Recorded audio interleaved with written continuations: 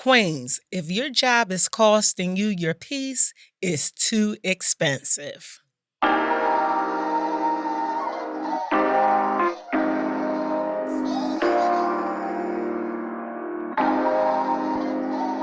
Woke up today, smile on my face. I'm Michelle. And I'm Shelby K. Welcome to the Queen's Table. All right, welcome back to the Queen's Table, where we keep it real about healing, growth, and navigating life with grace and grit. Today, we're diving into something most of us know too well: work stress. Whether it's burnout, toxic environments, blurred boundaries, or the pressure to perform, workplace stress can take a serious toll on your mental and emotional well-being. Joining us at the table today is David Wilson, a licensed clinical social worker based in Philadelphia with a deep commitment to helping people find balance and resilience. David specializes in anxiety, men's issues, and relationship challenges. Today, he's sharing practical insight and therapeutic wisdom to help us not only name our stress, but learn how to manage it in a healthy, healing way. Let's get into it. First of all, I want to say, David, welcome. Thank you. Okay. Let me tell you something. I had the opportunity of meeting you when I was in a full-fledged mental health crisis. But you were my union rep for District Council 47. I'm a social worker for the city of Philadelphia, and that was your former position. And you had helped me so much through that process. And I didn't know till later on that you were a licensed clinical therapist. Mm-hmm. So first of all, let's just kind of like get this started by, telling us, why are you passionate about the field of mental health? Sure. Yeah. Thank you. I think it started a couple years ago. I was working as a social worker for the city of Philadelphia, the Department of Human Services. And I had transitioned over to the labor side. I had gone over full-time representing people and trying to learn a little bit about what people experienced working in the city of Philadelphia. And it wasn't until I started hearing story after story after story where people really were struggling all the time, and they were losing confidence and really just didn't know how to function. And it wasn't like them. It wasn't the kind of people that they were. And it became more and more evident that mental health plays a significant role in all of our lives. And I was a licensed social worker. I had my LSW, and so I started doing my clinical hours. I got my clinical license and started my own practice, where I really started focusing on trying to help folks that where I could offer an insight and wisdom in areas that most people wouldn't be able to, coming from a president of one of the large labor unions in the city of Philadelphia. Yeah, that is so imperative because actually, I didn't realize how the job was taking a toll on me. I had some past unaddressed trauma from my husband's death that was caused by a Philadelphia police officer. Then experiencing what I was experiencing as a city social worker. And I would never have thought I would have been treated and handled the way I was handled by the city of Philadelphia. Okay, so tell me this, David, how does work stress actually show up in our bodies and our minds, even when we try pushing through? Because I think it becomes, workplace stress is sort of like the norm now. You know what I'm saying? Sure. And we really don't understand how it's impacting us. So kind of help us understand more for the queens that are listening, how does it actually show up? Sure. I think it shows up in a wide array of manners, right? And so I think it starts off with, anxiety, anger, stress in relationships, not wanting to wake up, loss of interest in things that we love to do naturally. All of those things start becoming a little bit more intensified. And so what we experience when we deal with work stress is we lose our confidence, right? We go to school, we get educations, we learn about the skill that we're working in or the industry that we're working in. And then all of a sudden we start second guessing ourselves. We start questioning whether or not we're making the right decisions. We start questioning whether or not I'm right for this job. Am I an imposter syndrome, so to speak? And a lot of that has to do with work stress. It has to do with managers that aren't skilled in the art of being able to help someone navigate what goes on in their minds. And a lot of that goes into benefits. It goes into the resources that should be created by organizations to be able to say, hey, listen, you're having a hard time. We have these benefits for you to be able to tap into that, to navigate it. But what we end up getting in a lot of circumstances are really poorly trained managers on how to navigate those situations. They think about it from a business perspective, and they don't necessarily look at it as a person struggling in those moments. And so we see stress turn into a lot of other stuff in our lives. We see a lot more challenges in our diet, in our exercise, our intimate relationships. All of those things become more and more evident. Stress and anxiety itself play a large role in some of the physiological chemicals that go on in our brains, right? Cortisol levels skyrocket when we're talking about stress and anxiety. And so when those levels are high, it takes a little bit for those to decrease. And so that impacts things like, intimacy, the ability to want to do things that we always like to do. It can sort of be perceived as depression, and it sort of helps create a little bit of that depression because we don't find joy in a lot of things anymore. And it all sort of stems from work stress. How can we kind of, I guess, separate between if it's just depression, like maybe seasonal depression or just a change in life, and when it actually is coming from your workplace? Sure. I think a lot of times we really have to sit back and evaluate the totality of our circumstances, right? We have to sit back and say, why do I feel like this is coming from?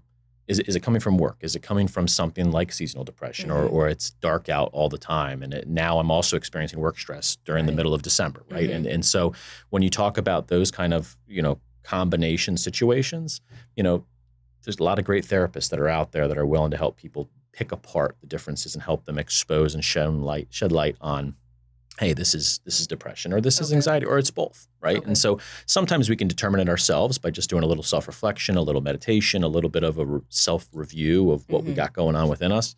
And sometimes we need that help from a therapist that can sit down and sort of learn a little bit about our story and then help navigate it with us. Yes, that's awesome. Queens, we don't have to suffer in silence. We don't have to suffer alone. That's the whole point of this table. What are some of the ways we can set emotional and mental boundaries at work, especially in toxic or demanding spaces? That's a great question. I think the art of creating boundaries in general is a very difficult thing to do. When we talk about building boundaries, it's not only about work, but it's also about our personal lives. Sometimes if we're have a giver type personality, we might have people in our lives and our families and our relationships that are just takers, that are taking, and that causes unnecessary stress. And so when we start talking about boundaries and creating boundaries at work, creating boundaries in relationships, we really have to sit down and sort of make a list of, what do we want to see, right? What is a reasonable boundary? Do I want to make sure that I have time to myself after work? How do I turn off my brain from thinking about work when I leave work?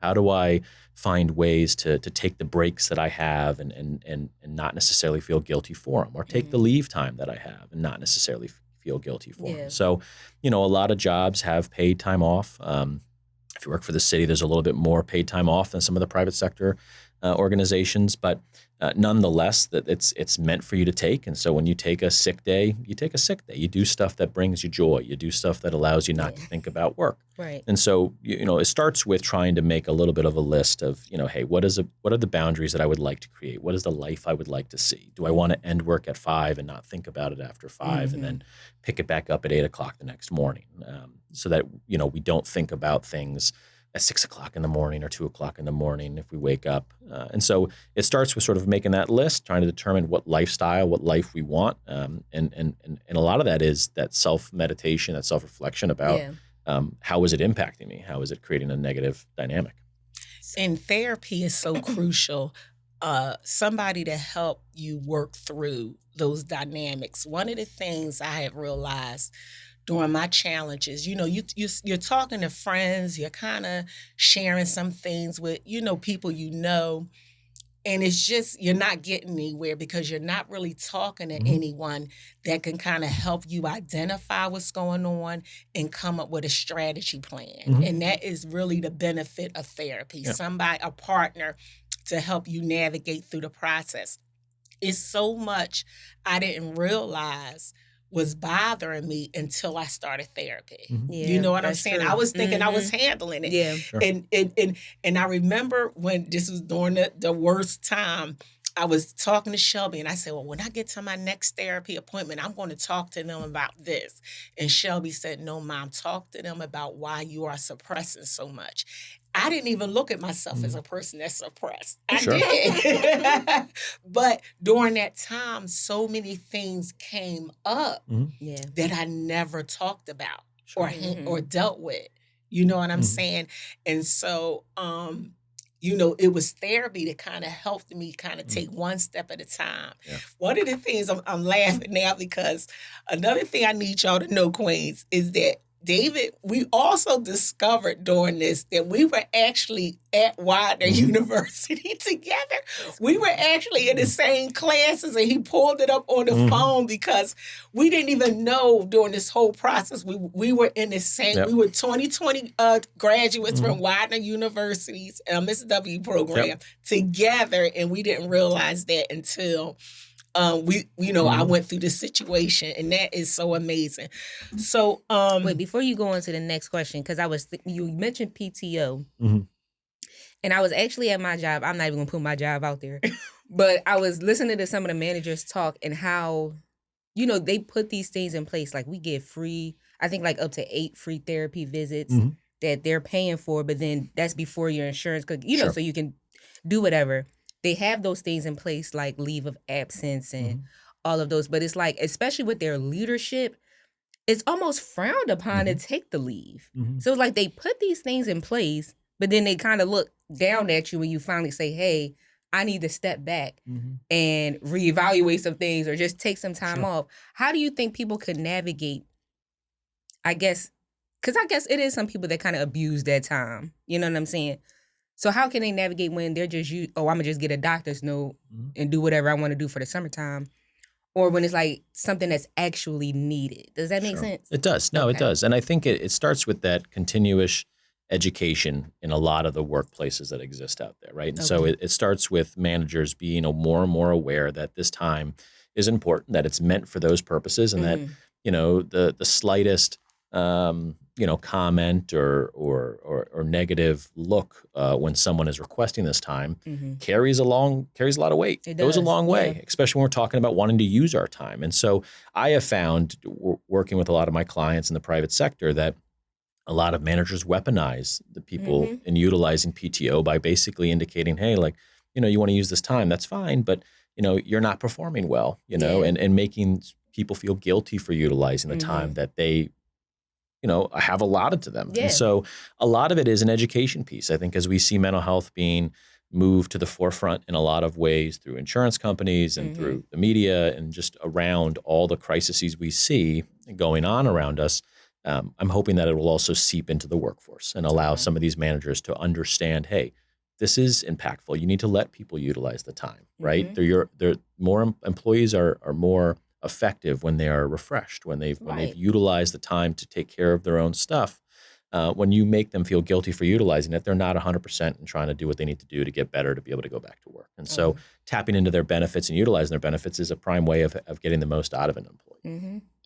So don't feel bad about using your don't PCO. do it. Don't do it. The next the next question was that I wanted to ask you was, how do you know when it's time to leave a job versus when you just need better coping tools to stay? And I just it's so many stories I could share about you, but I remember when I was getting ready to quit and I called you up on the phone. I said, David, I'm quitting, but I was so close to 10 years. And, I wanted to get vested. I was so close. And I just said, David, I'm thinking about quitting, and I said, what do you think? And he said, you know what, Michelle, this is your decision. You're the only person that can make this decision. He would not give me an answer, but I'm so glad I didn't quit. Right. I'm so glad, because how I felt in that moment and then versus how I felt once I started getting the help I needed was just two different things. You know what I'm saying? But David, when is it time for queens to start considering maybe it's time for me to leave this job? At what point would you kind of, advise a person? Yeah, I think the answer still stays the same, right? It's their own individual decisions. It's your own individual decision on what is enough and what is too much.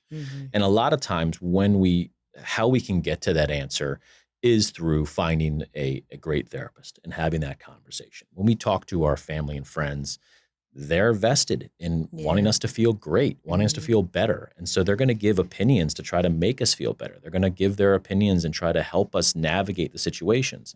When we work with someone that's in the therapeutic world, they're not going to give you the answers. They're going to try to help you understand why you're questioning this thing and why, what you should do to sort of navigate through it. Because these big decisions, like, when we have jobs where there are pensions involved and some of those big ticket items, it's hard. You almost feel like you're handcuffed to a job. And so a lot of people will stay and go through a lot of that stress and anxiety with that promise of, oh, after 10 years, I finally get this pension or I get this post-medical retirement, right? And so, or post-retirement medical. And I think what it boils down to is if I can sit with someone and someone can sit there and say, well, why do you think you should leave? Why do you think you shouldn't leave, right? And you really start hearing yourself process it out loud.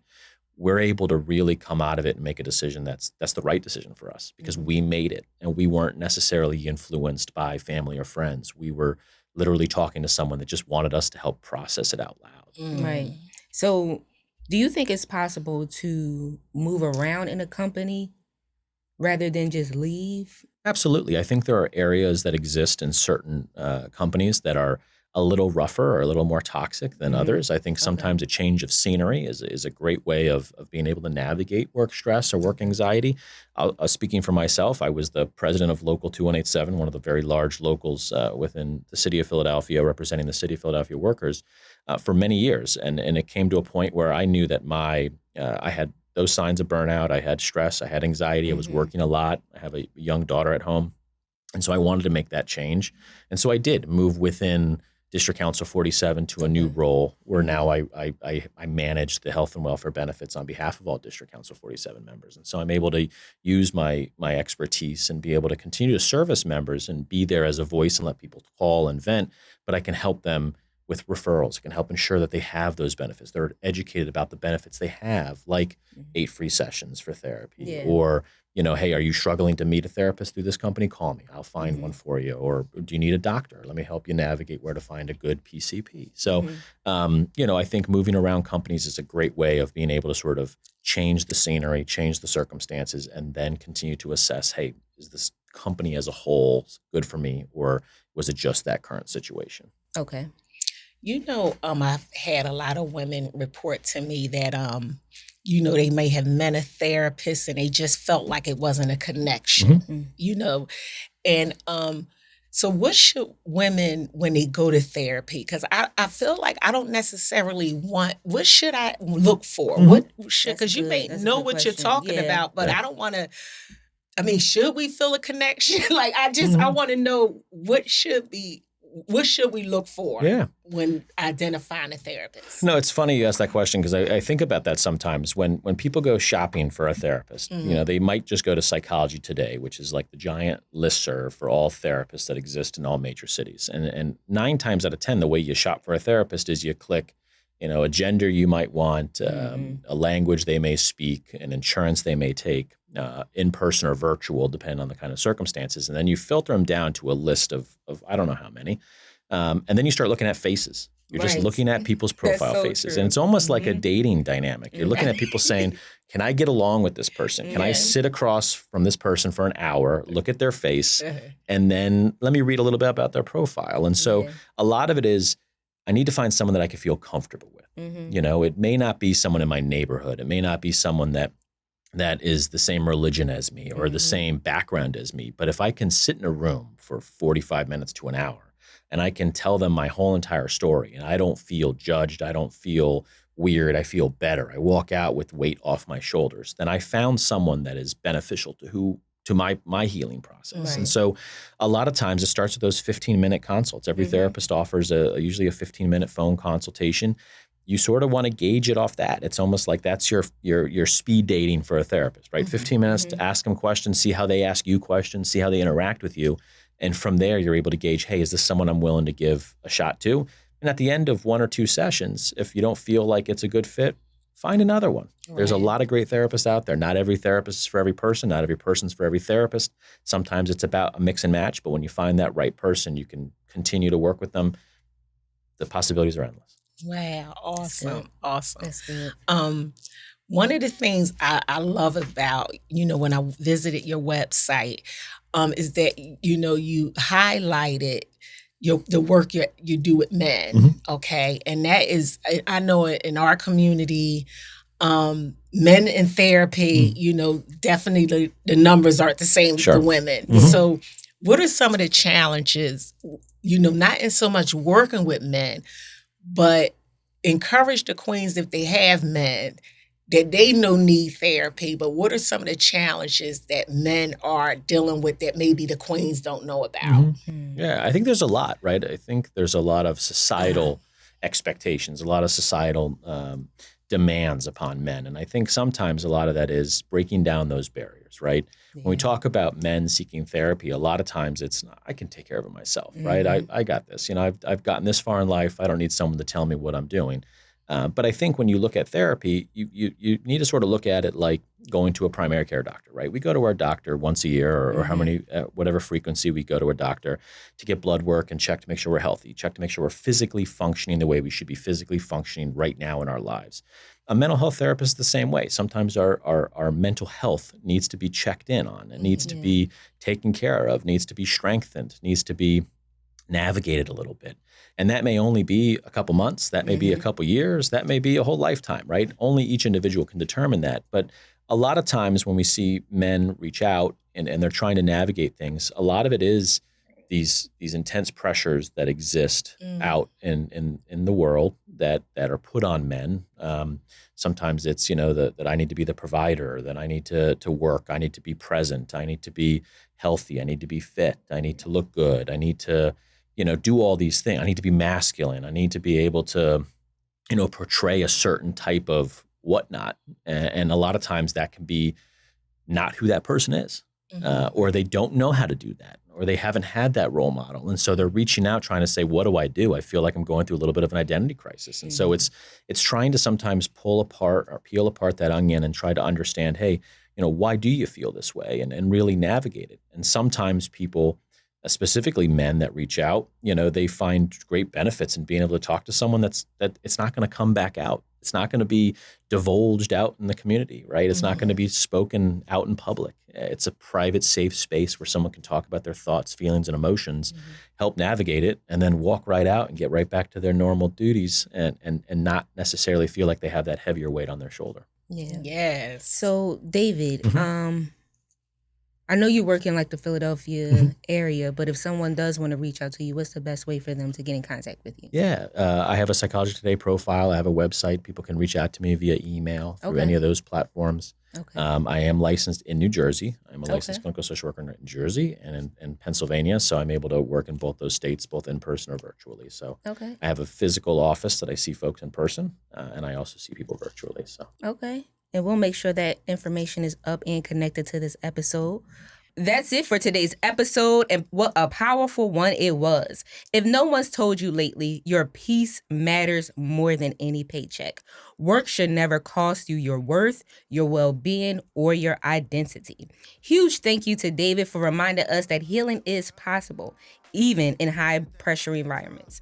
If this episode spoke to you, share it with a queen who's carrying too much and needs the reminder to lay it down. Follow us on all socials, leave a review, and don't forget, queens shouldn't have to heal alone. Until next time, protect your peace and know that rest is not a weakness, it's a right. No offense, I'm finding out jealousy, only a lack of confidence. Focused on me more, focused on you less. Everybody do that, look around and be blessed. Woke up today, smile on my face, may not go my way. Still got my face, so I'll be okay.